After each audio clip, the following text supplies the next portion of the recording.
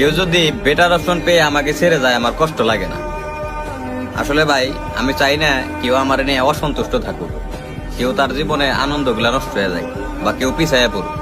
আমি চাই মানে আমার জীবনে জড়িয়ে থাকা প্রত্যেকটা মানুষ এগিয়ে যায়। এতে যদি মনে করেন যে ভাই তাগো সারার লিগে মানে এগো ভালো রাখার লিগে আমার দূরে যাইতো, আমি তাই যাবো, সমস্যা নেই।